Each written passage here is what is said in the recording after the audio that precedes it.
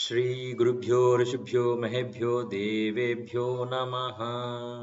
పరమ పవిత్రమైన మరియు అతిశక్తివంతమైన వసంత పంచమి లేదా శ్రీ పంచమి లేదా మన్మథ పంచమి ఈ రోజు వచ్చేసింది. ఈ రోజు చాలా శక్తివంతమైనది. ఎందుకనగా అందరూను సరస్వతీ మాతను కొలుస్తారు.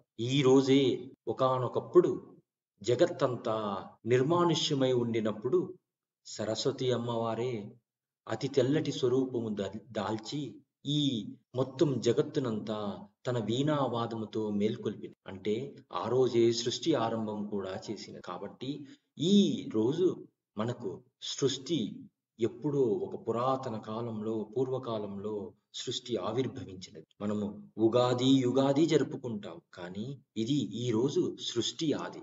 కాబట్టి మనమందరము ఎంతో ఉత్సాహంతో ఈరోజు మనం జరుపుకోవాలని. ఈరోజు మనకు సరస్వతి అమ్మవారు ఈ సృష్టినంతా తన వీణావాదంతో ఆవిర్భవింపజేసింది. కాబట్టి మనము ఈరోజు అతి ముఖ్యమైన మరియు మన పోతనామాత్యులు వారు రచించిన ఒక సరస్వతీదేవి స్తోత్రాన్ని లేదా పద్యాన్ని లేదా మంత్రాన్ని మనం ఇప్పుడు తెలుసుకుందాం. ఈ సరస్వతీదేవి శ్లోకము మరియు పద్యము ఎంతో శక్తివంతమైనది మరియు రహస్యమైనది. ఎందుకంటే మనకు ఇక్కడ కనిపించే పదాలు వేరు, వాటి యొక్క అర్థాలు వేరు, వాటి యొక్క నిగూఢ అర్థాలు వేరు. కాబట్టి మనము ఈ శ్లోకాన్ని లేదా పద్యాన్ని ఒక్కసారి మనస్కరించుకొని అమ్మను మనము మనసులో చూసుకోగలిగితే మనకు మరియు మన పిల్లలకు సరస్వతి కటాక్షము అతి త్వరలో కలుగుతుంది అని మన చాగంటి వారు చెప్పారు. మరియు పోతనామాత్యులకు కూడా ఇటువంటి దర్శనమే జరిగి ఆయన ఈ శ్రీమద్ భాగవతాన్ని రచించగలిగారు.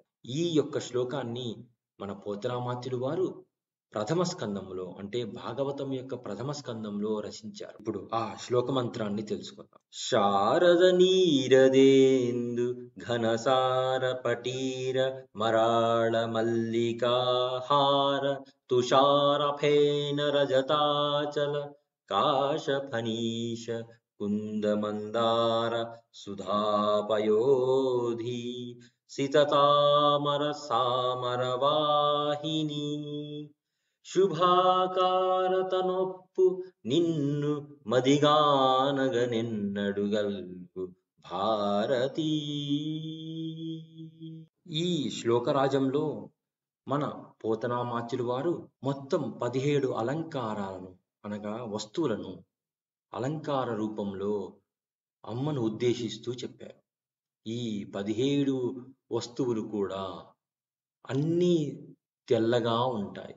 ఈ తెల్లటి వస్తువులతో అమ్మను వర్ణిస్తూ చెప్పిన ఈ శ్లోకాన్ని మనము మనస్కరించుకొని, అంటే మనసులో తలుచుకుంటే గాని అమ్మ స్వరూపం ఇట్టే మనకు కనిపించేస్తాం. ఈరోజు మన పిల్లలతో కానీ మనము కానీ చదివినా, చెప్పినా, విన్నా, పూజలో ఉపయోగించుకున్నా అప్పుడు మనకి అతి త్వరగా సరస్వతి కటాక్షము జరుగుతుంది అని మనకు శ్రీ పోతన గారే చెప్పారు. కాబట్టి ఇందులో ఏ సంశయము లేదు. మనం ఈ శ్లోకాన్ని అనునిత్యము చెప్పుకోవచ్చు. ఈ పద్యము అనగా సరస్వతి అమ్మవారి యొక్క వర్ణన ఇలా పద్య రూపములో మనము అమ్మను వర్ణించడము ఇది తెలుగు వారికే చెందిన అద్భుతమైన సాహిత్య బహుమతి. ఇది ఏ ఇతర భాషలలో లేని అద్భుతమైన ప్రయోగము. కాబట్టి ఇటువంటి ప్రయోగాలతో మనము అమ్మను ఆరాధిస్తే గాని మనకి అతి త్వరలో రాబోయే ఏ పరీక్షలోనైనా మన పిల్లలు కానీ మనము కానీ మంచిగా ఉత్తీర్ణులవుతాం మరియు ఉన్నత పదవులను చేపడతాం. ఆ తరువాత మీ పిల్లలు ఉన్నత చదువులు చదివి మంచి ఉన్నత పదవులు కూడా అధిరోహిస్తారు.